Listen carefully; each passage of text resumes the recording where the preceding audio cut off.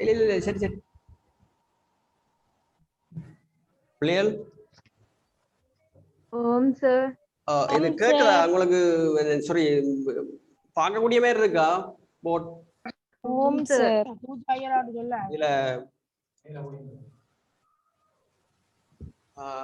கேள்விகள் தான் தெரியுதா? ஓம் சார். ஓம் சார். ஓகே, அன்றைக்கு செய்த கேள்வியில நாங்கள் நடுப்புள்ளி தேட்டம் பார்த்து கொண்டிருக்கிறோம். இதுல அன்றைக்கு நாங்கள் பார்த்த கேள்வி இடையில விட்டுட்டம். ஒருக்கா நடுப்புள்ளி தேற்றம்ண்டா என்னென்ற ஒரு விஷயத்த பார்த்துட்டு வருவோம். திருப்பி நடுப்புள்ளி தேற்றம்ண்டா எங்களுக்கு தெரியும், யாதாயினும் ஒரு முக்கோணின்ற ரெண்டு பக்கங்களின் நடுப்புள்ளிகளை இணைக்கும் போது உண்டாகிற கோடு வந்து ரெண்டு பக்கங்கள்ட நடுப்புள்ளிகளை இணைக்கும் பொழுது உண்டாகும்ன்ற ஒரு நேர்கோடு மூன்றாவது பக்கத்துக்கு சமாந்தரமாகவும் அதன் அரைவாசியாகவும் இருக்கும். இதுதான் நடுப்புள்ளி தேற்றம். இந்த நடுப்புள்ளி தேற்றத்தின் அப்ளிகேஷனா கொஞ்சம் கேள்வி செய்து கொண்டிருக்கிறோம். இதுல அன்றைக்கு நாங்கள் நினைக்கிறோம் 7வது கேள்வியில இடையில விட்டுட்டு போயிட்டோம்னு நினைக்கிறேன். சரியா? அப்போ ரைட். இப்ப நாங்கள் 7வது கேள்வியை பார்ப்போம். திருப்பி ஒருக்கா பார்த்துட்டு வருவோமா? ரைட். இப்ப பார்ப்போம். முக்கோணி ஏபிசி தரப்பட்டிருக்குது. அதுல ஏ பின்ற நடுப்புள்ளி இ என்றும் ஏசின்ற நடுப்புள்ளி டி என்றும் தரப்பட்டிருக்குது. அதோட பார்த்தோம்னால் இசிடின்ற பரப்பளவு இசிடி பார்ப்போம். இசிடி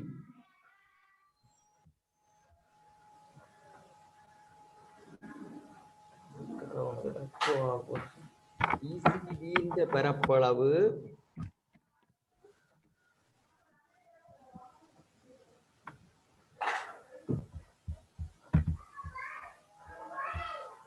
இசிடின்ற பரப்பளவு தரப்பட்டிருக்கு 15 சென்டிமீட்டர் வர்க்கம்.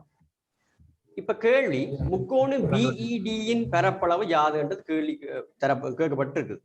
ரைட். இது நாங்கள் அன்றைக்கு பார்த்துனாங்களாப்பா.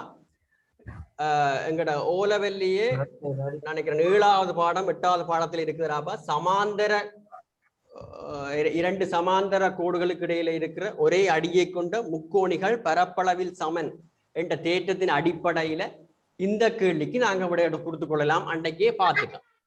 ரெண்டு சமாந்தர கோடுகள் இருக்குது.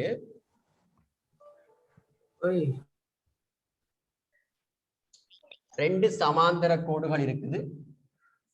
இந்த ரெண்டு சமாந்தர கோடுகள்ல ஒரே அடியை கொண்ட முக்கோணிகள் இருக்குது. இப்படித்தான் இருக்கு முக்கோணம். இப்படி இருக்கு. இப்படி இருக்கு. இப்ப இது ரெண்டு முக்கோணிக்குமான பொது அடியா இருக்குது. ரெண்டு சமாந்தர கோட்டு ஜோடிக்குள்ள இருக்கிற ஒரே அடியை கொண்ட முக்கோணிகள் பரப்பளவில் சமன். இது அன்றைக்கு பார்த்தாங்க. அப்ப இதன்படி முக்கோணி பிஇடின்ற பரப்பளவு பிஇடின்ற பரப்பளவு சமன் என்னென்று வரப்போண்டா 15 சென்டிமீட்டர் வர்க்கத்துக்கு சமனா வரப்போம். 15 சென்டிமீட்டர் வர்க்கம். இது அன்றைக்கு பார்த்துறாங்க. சரியா? ரைட். அடுத்த விஷயத்தை பார்ப்போம். இரண்டாவது, இடி சமன் 6 சென்டிமீட்டர். இடி சமன் 6 சென்டிமீட்டர் என்று சொல்லி சொன்னால், இடி என்றது எங்களுக்கு தரப்பட்டிருக்கிறாப்பா.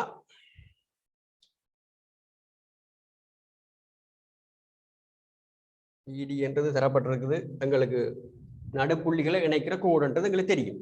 ரைட். இதுல இருந்து இடி சமன் 6 சென்டிமீட்டர். இது வந்து 6 சென்டிமீட்டர். ரைட். இப்ப கேள்வி, பிசிடிஇயின் பரப்பளவு கேள்வி. அதாவது பிசிடிஇ வந்து இங்க ஒரு சரிவகமா வந்துடும். ஏனென்றால் இது ரெண்டும் சமாந்தரம். ஏன்? நடுப்புள்ளிகளை இணைக்கிற கோடு முக்கோணி ஒன்றின்ற ரெண்டு பக்கங்களின் நடுப்புள்ளிகளை இணைக்கிற கோடு மூன்றாம் பக்கத்துக்கு சமாந்தரமாகவும் அதன் அரைவாசியாகவும் இருக்கும். இது தேற்றம், நடுப்புள்ளி தேற்றம்.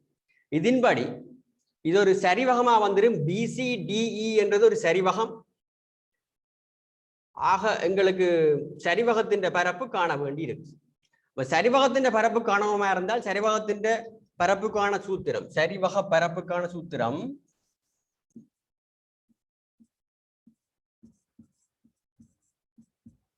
அரை தர சமாந்தர பக்கங்களின் கூட்டுத்தொகை. சமாந்தர பக்கங்களின் கூட்டுத்தொகை. சமாந்தர பக்கங்களின்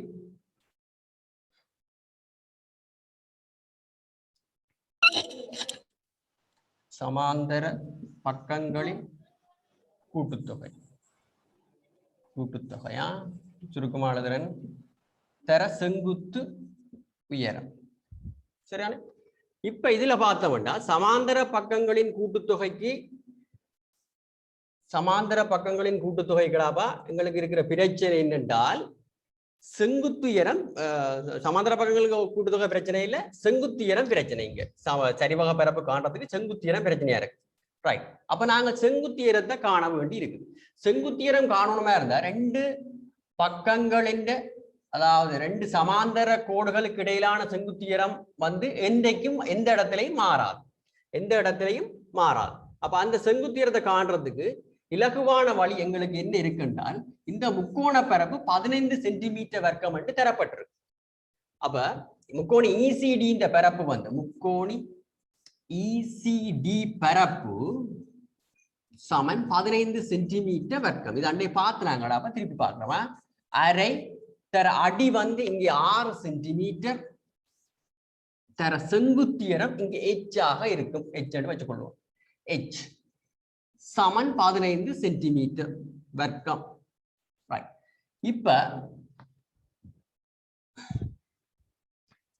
இப்ப நாங்கள் என்ன செய்ய போறோம் என்றால் இதுல இருந்து எச்ச காண போறோம்.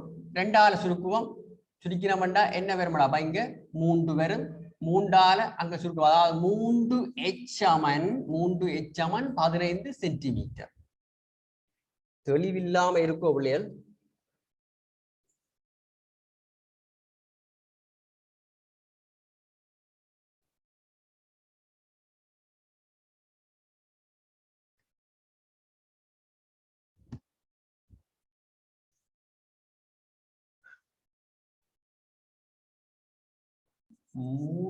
H சமன் 15 சென்டிமீட்டர். ஆகவே H சமன் என்னென்று வரப்போனா 3ஆல கொண்டே பிரிக்க போறோம். 15 3ஆல பிரிச்சால் இங்க எங்களுக்கு வரப்போகுது 5 சென்டிமீட்டர் என்று வரும். Centimetre 5 centimetre. இப்ப சரிவக பரப்புக்கு வருவோம். சரிவக பரப்பு சமன் அரை தர சமாந்தர பக்கங்களின் கூட்டுத்தொகை எண்ணும் போது இங்க பார்ப்போம். பிசின்ற நீளம் எங்களுக்கு தெரிஞ்சிருக்க வேணும். பிசின்ற நீளம் நடுப்புள்ளி தேற்றத்தின்படி இடின்ற 2 மடங்காக இருக்கும். 2 மடங்கு இடியாக இருக்கும்.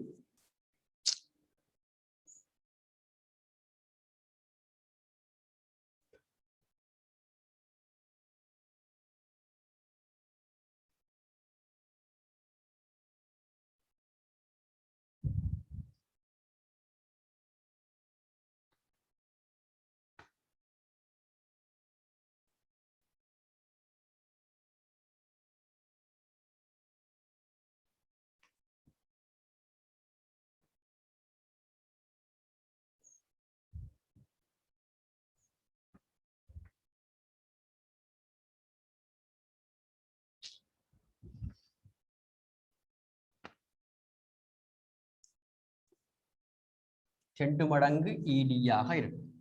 சரிதானே? இப்ப 2 தர இடிக்கு பதிலா எங்களுக்கு தெரியும் 6 சென்டிமீட்டர். இடி 6 சென்டிமீட்டர். ஆகவே 12 சென்டிமீட்டராக இருக்கும் பிசி. பிசின்ற நீளம் 12 சென்டிமீட்டர். அப்ப சமாந்தர பக்கங்களின் கூட்டுத்தொகை எங்களுக்கு வரப்போகுது. இந்த சரிவகத்துல சமாந்தர பக்கங்களின் கூட்டுத்தொகை எப்படி வரப்போனால் இந்த இடின்ற நீளத்தையும் பிசின்ற நீளத்தையும் கூட்டணும். இடின்ற நீளம் எங்களுக்கு தெரியும் 6 சென்டிமீட்டர். சக பிடின்ற நீளம் எங்களுக்கு தெரியுமாப்பா? பிசின்ற நீளம் எங்களுக்கு தெரியும் 12 சென்டிமீட்டர். சரிதானே? இவ்வளவுத்தையும் கூட்டுறோம். தர செங்குத்தியரம் எங்களுக்கு ஏற்கனவே கண்டிருக்கிறோம்லாப்பா இங்க எச் என்று சொல்லி கண்டிருக்கிறோம் 5 சென்டிமீட்டர். சரி, 5 சென்டிமீட்டர் தூக்கி விடுறேன். என்னடால் எல்லாத்துக்கும் அழகு கூட இல்லை நான். சரியா, ரைட். இப்ப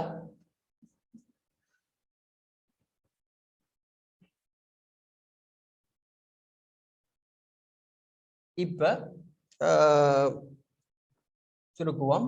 சுருக்கினம் என்றால் 2ஆல வெட்டையிலாது, அதுக்கு முதல் உள்ளுக்கு சுருக்குவோம்.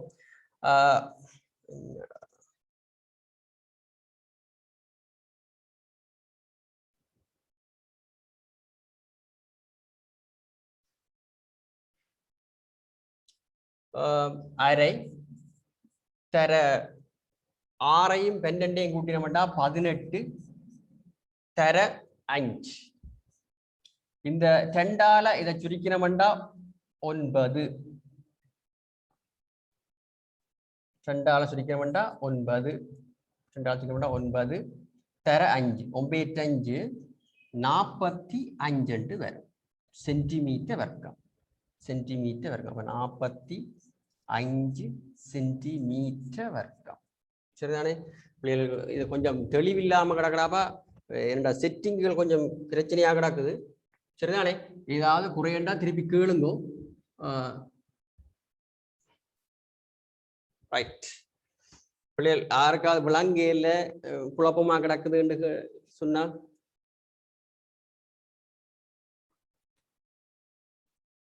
விளங்குதுரா? அப்போ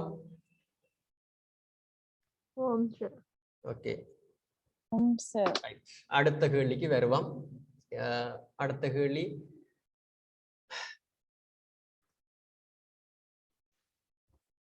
சதுரம் ஏபிசிடி தரப்பட்டிருக்குது.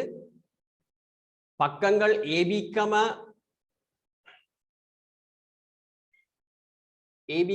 பிசி சிடி ஏடி இந்நடுப்புள்ளிகள் முறையே பி கியூ ஆர் எஸ் ஆகும். இப்ப ஒரு சதுரம் ஒன்று தரப்பட்டிருக்குது. இந்த சதுரத்துல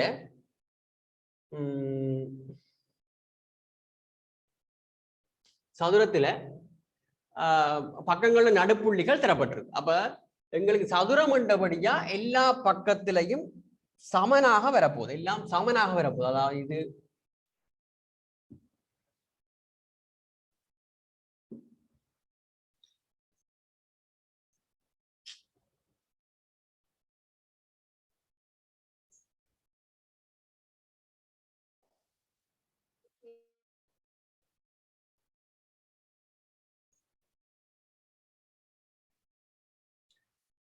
இந்த பக்கம் இந்த இவ்வளவு துண்டும், அதாவது QA என்ற துண்டு AP என்ற துண்டுக்கு சமனா இருக்கும்.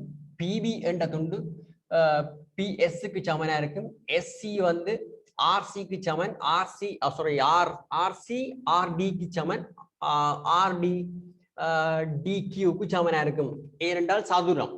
அப்ப சதுரத்தின் நடுப்புள்ளிகள் இணைக்கைகள் எல்லா துண்டுகளும் வந்து சமனா வந்துடும். ரைட். இப்ப இருக்கட்டும், நாங்கள் கேள்விக்கு வருவோம்.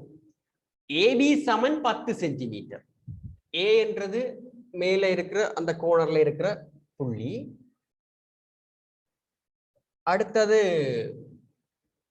ஏபி வந்து 10 சென்டிமீட்டர். அதாவது ஒரு பக்க நீளம் 10 சென்டிமீட்டர் என்று தரப்படும். இவ்வளவு 10 சென்டிமீட்டர். இப்ப கேள்வி, நாட்பக்கல் PQRS இன் சுற்றளவு யார்? ஆமா, ஏதாவது டவுட்டாரா? ஸ்டிக்கர் அனுப்புறாக்கள் டவுட்டா கேட்கலாம், பிரச்சனை இல்லை. ரைட். எங்களுக்கு ஒரு பக்க நீளம் 10 சென்டிமீட்டர் என்றா சதுரம் என்றபடியால் எல்லாமே 10 சென்டிமீட்டராக இருக்கும். இதுல எங்களுக்கு PQRS சுற்றளவு கேள்வி. நாட்பக்கல் PQRS உள்ளுக்கு இருக்கிற சுற்றளவு. ரைட். இப்ப முதலாவது விஷயம் எங்களுக்கு தெரிய வேணும், நடுப்புள்ளி தேற்றம் படிச்சு கொண்டிருக்கிறோம். ஆகவே நடுப்புள்ளி தேற்றத்தின் பாவிக்க வேண்டி இருக்கிறபடியால் முக்கோணி என்ற ஒன்றை கொண்டு வர வேண்டி இருக்கு.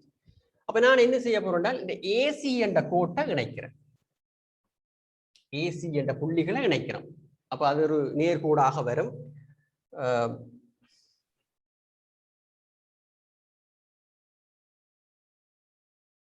ஏசி ஏசி என்ற கோட்டை இணைப்போம். சரிதானே? இப்ப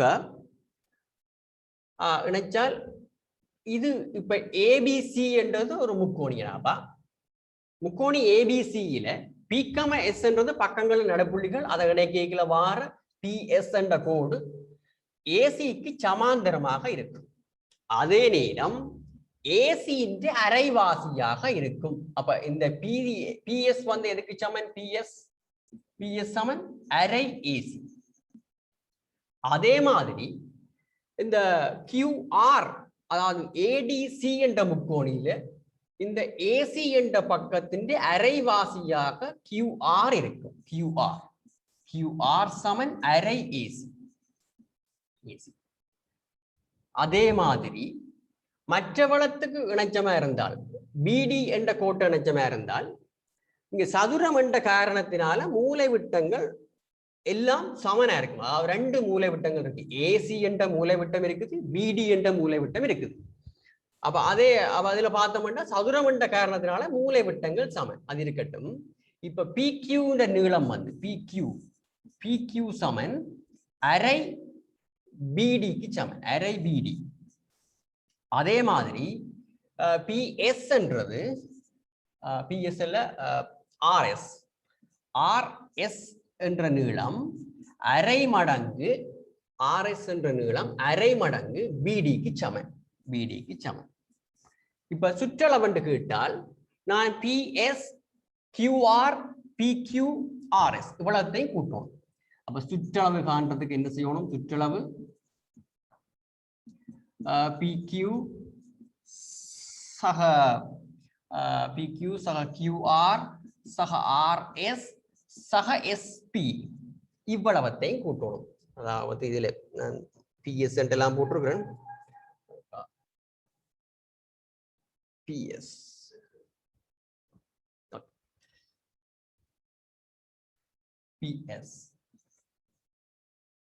சரிதானே?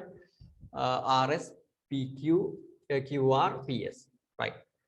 இப்ப நாங்க என்ன செய்ய போறோம்னா PQக்கு பதிலாக அரை BD போடலாம். அரை BD.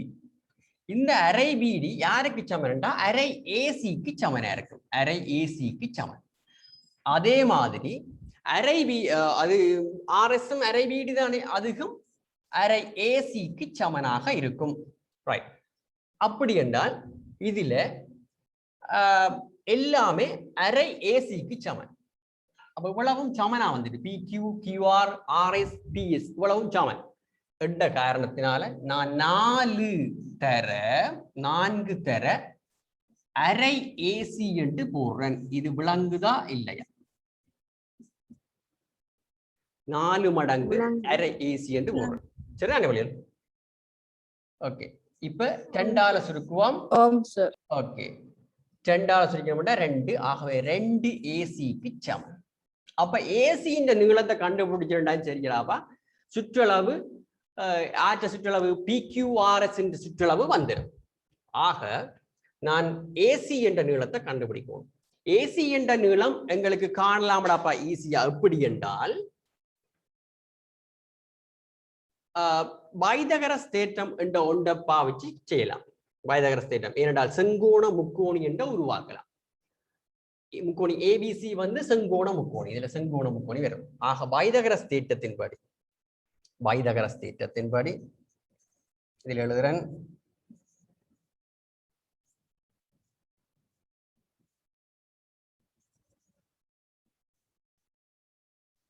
பைதகரஸ் தேற்றத்தின்படி AC வர்க்கம் சமன் AB வர்க்கம் சக BC வர்க்கத்துக்கு சமன்.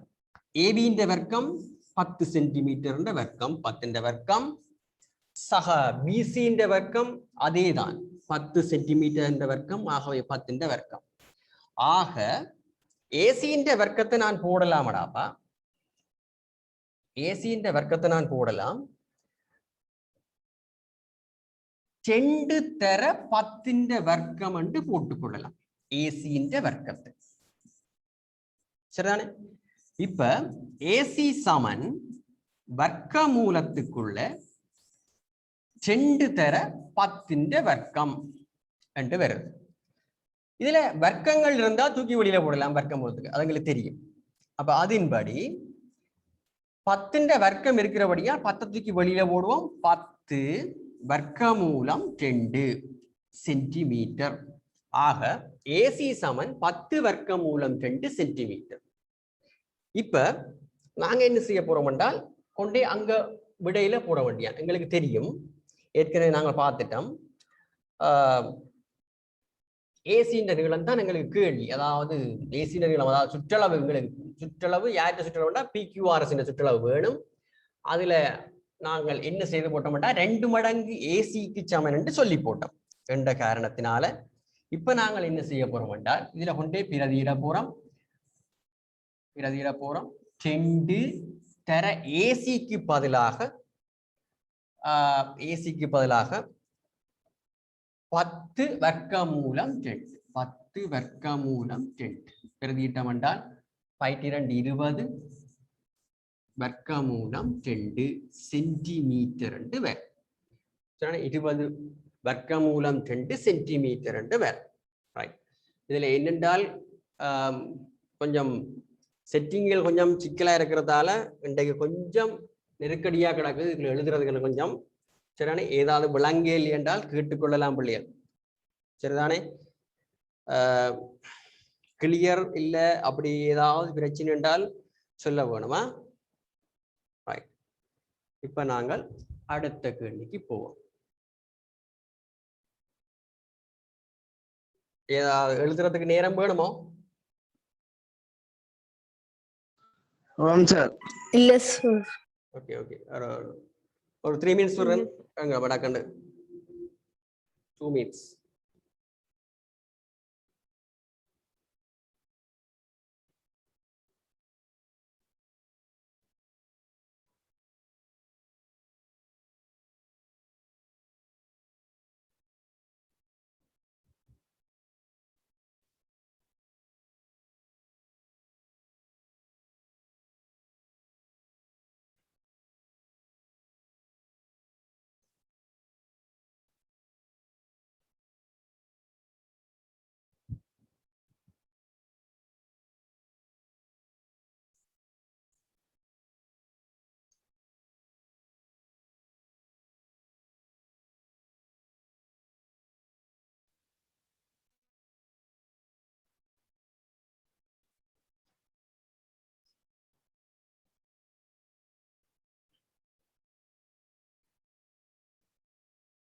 ரைட், ஓகே தானே. இப்ப என்ன செய்ய போறோம்னா அந்த கீழே இருக்கிற பைதகரஸ் தேற்றத்தை அழிக்க போறோம். அதுக்காக தான் வெயிட் பண்ணுறோம்.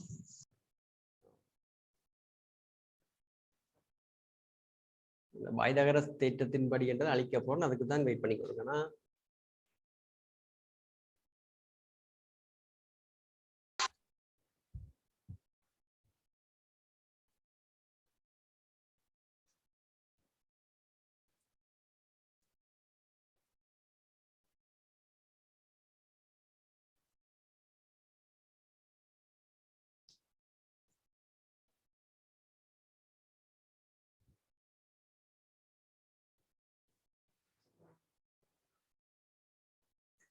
Okay sir. ஓகே, சின்ன ஒரு நிறுவல் கேள்வி செய்ய போறோம்.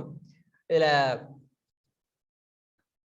இப்ப படிச்ச அதைத்தான் நிறுவலா செய்ய போறோம். வேற ஒன்றும் இல்லை. இப்ப படிச்சதைத்தான் அதைத்தான் நிறுவலா செய்ய போறோம். பாப்போம் என்ன சொல்லப்பட்டிருக்கின்றால், இப்ப 2 ஏசிக்கு சமம் என்று காட்டினாங்களே, அதைத்தான் நிறுவலா செய்ய போறோம். வேறு ஒன்றும் இல்லை. இப்ப நாங்கள் பார்த்த அதே வேலை தான் இங்க பாருங்க. அமைப்பொண்டு செய்வோம்.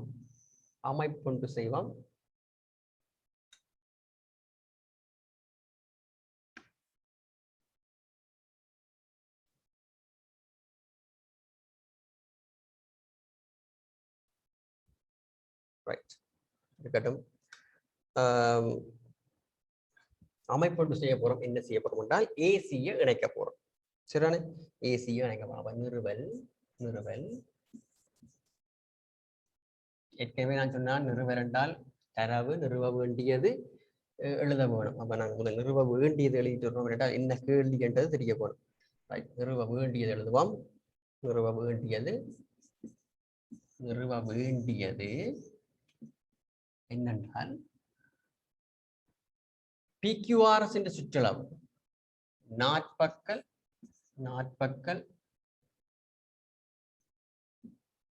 PQRS இன் சுற்றளவு சமன் 2 AC என்று காட்டவும் 2 AC என்று காட்டவும்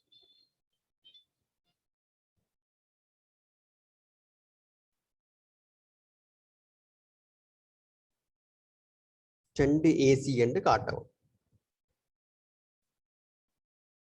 இப்ப நிறுவல் அதுக்கு முதல் நாங்கள் செய்ய வேண்டிய வேலை அமைப்பையும் எழுதி விடுவோமா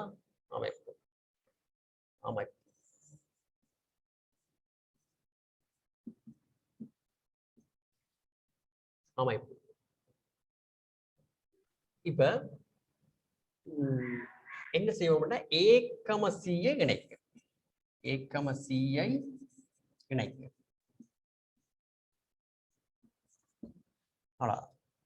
அடுத்தது நிறுவல்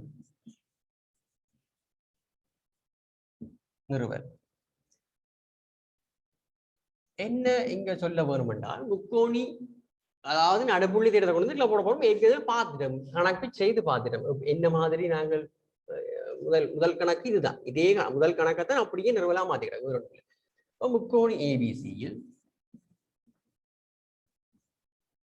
நடுப்புள்ளி தேற்றத்திற்கேற்ப நடுப்புள்ளி தேற்றத்தின்படி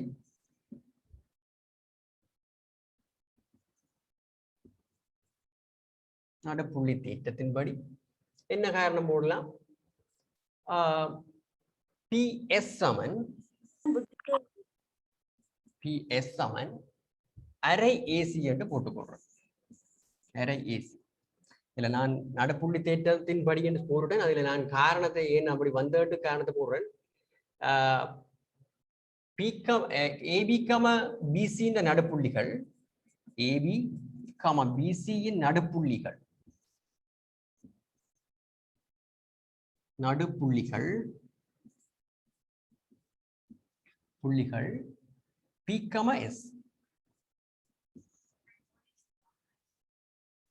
PS சரிதானே இப்ப இவ்வாறே நாங்க என்ன செய்ய போறோம்டா அங்கால இருக்கிற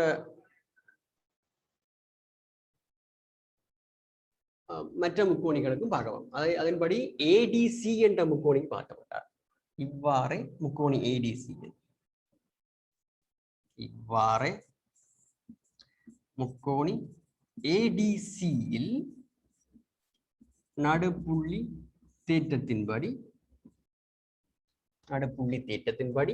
என்னென்று வரப்போகுது QR சமன்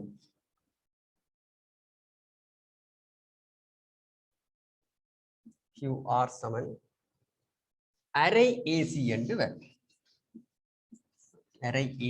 வரும் இதுலயும் AD, CD நடுப்புள்ளிகள் AD, DC இன் நடுப்புள்ளிகள்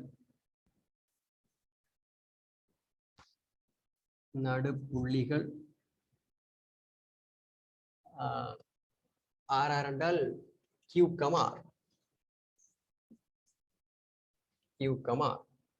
தெளிவில்லாம இருக்கோ இல்லாட்டி கொஞ்சம் குழப்பமா இருக்கோ தெரியல என்னென்றாலும் சொல்லலாம் ரைட் இப்ப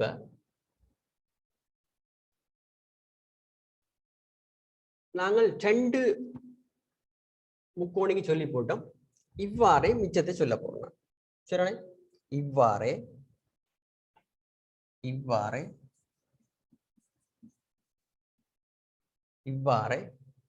நடுப்புள்ளி தேற்றத்தின்படி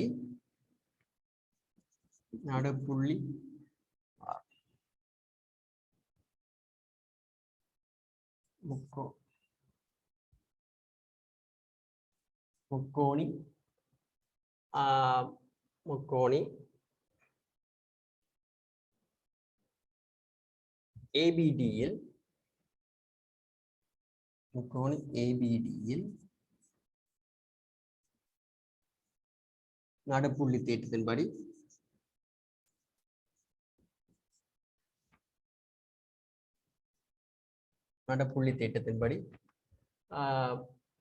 PQ சமன் அரை BD.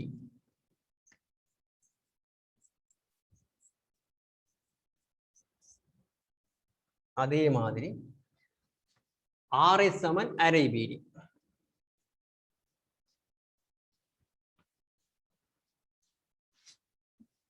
RS சமன் அதாவது முக்கோணி, இந்த முக்கோணியில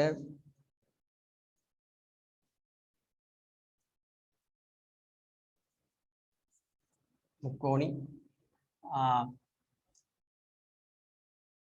BCDயில் நடுப்புள்ளி தேற்றத்தின்படி சுருக்கமாக நான் நடுப்புள்ளி தேற்றத்தின்படி நடுப்புள்ளி தேற்றத்தின்படி RS சமன்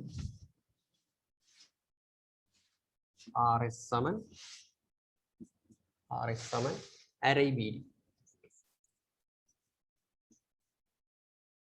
ரைட். இப்ப எங்களுக்கு சுற்றளவு தேவை. சுற்றளவு PQRS.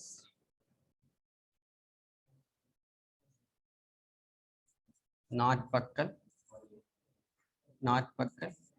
PQRS சுற்றளவு சமன்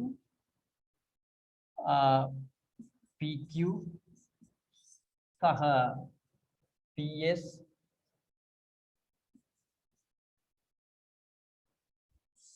சக PQ சக PS சக QR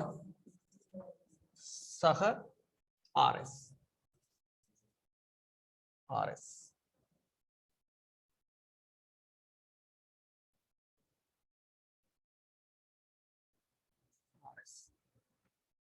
இப்ப எங்களுக்கு கண்டு வச்சிருக்கத கூட்டுவோம். கூட்டினோம்டா PQ சமன் எங்களுக்கு தெரியுமாடாப்பா அரை BD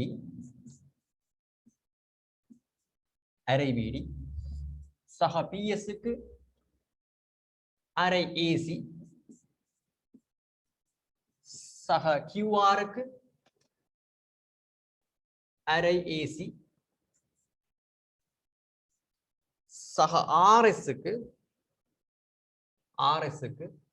அரை BD.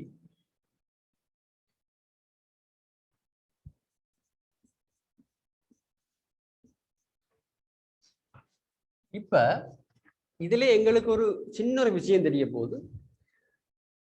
சதுரத்தின் நடுப்புள்ளிகளை இணைக்க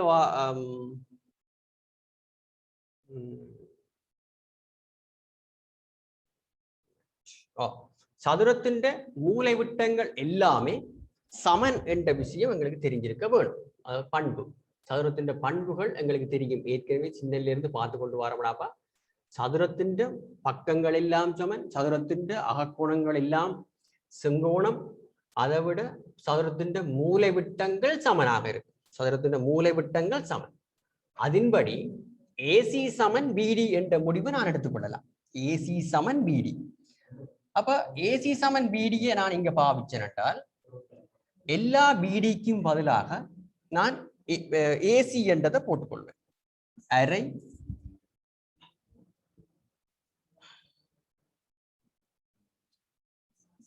அரை AC சக, இது அரை AC அப்படியே இருக்கட்டும், சக அரை AC அப்படியே இருக்கட்டும், சக அரை BDக்கு பதிலா அரை AC. என்ன காரணம் போடுவேன் என்றால் சதுரத்தின் மூலை விட்டம்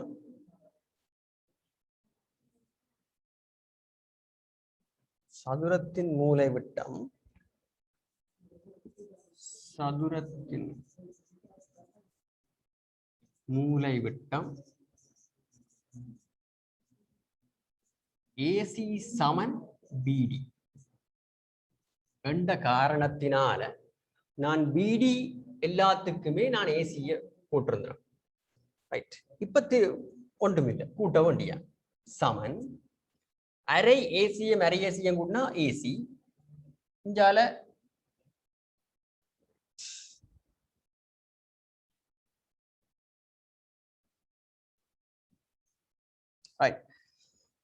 அப்ப 4 மடங்கு 4 தர அரை ஏசி 4 தர அரை ஏசி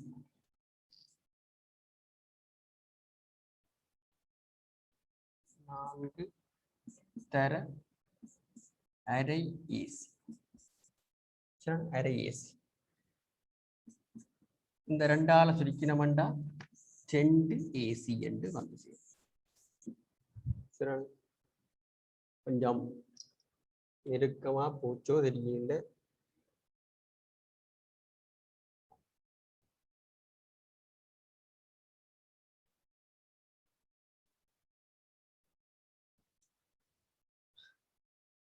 பிள்ளைகள் பேர் ஏதாவது விளங்கினா கீழாப்பா கொஞ்சம் கூட வழி போட்டணும் கொஞ்சம் தெளிவில்லாம இருக்குன்னு நினைக்கிறேன் ஏதாவது டவுட்ஸ்னா கேட்டுக்கொள்ளுங்க பிள்ளைகள் விளங்கினதான விஷயம் ஏற்கனவே கணக்கா செய்து பார்த்துட்டோம் நம்பர்ல சரிதானே அப்ப முக்கோணி ஏபிசியில நடுப்புள்ளி தேட்டத்தின்படி பிஎஸ் சமன் ஏசி என்று எடுக்கிறோம் அரை ஏசி என்று எடுக்கிறோம் அதே மாதிரி கியூஆர் சமன் அரை ஏசி என்று எடுக்கிறோம் அதே மாதிரி முக்கோணி ஏபிடியில பிக்யூ சமன் அரை பிடி முக்கோணி பிசிடியில ஆர்எஸ் சமன் அரை பிடி என்று எடுக்கிறோம் சரிதானே பிறகு நாட்பக்கல் பிக்யூஆர்எஸ் என்ற சுற்றளவு கேள்வி அப்ப அது நாங்கள் பிக்யூ சக ஆர் பிஎஸ் சக கியூஆர் சக ஆர்எஸ் என்று கூட்டுறோம் கூட்டைகளை ஏற்கனவே கண்டதை கொண்டு அதில் பிரதிடுறோம் அரை பிடி அரை ஏசி அரை பிடி இவ்வளத்தையும் கூட்ட போறோம் கூட்டைக்குள்ள எங்களுக்கு பிடி சமன் ஏசி என்ற ஒரு விஷயம் தெரியுது சதுரத்தின் மூலை விட்டங்கள் சமனாயிருக்கிற பண்பின் அடிப்படையில நாங்கள் ஏசி சமன் பிடி என்று எடுக்கிறோம்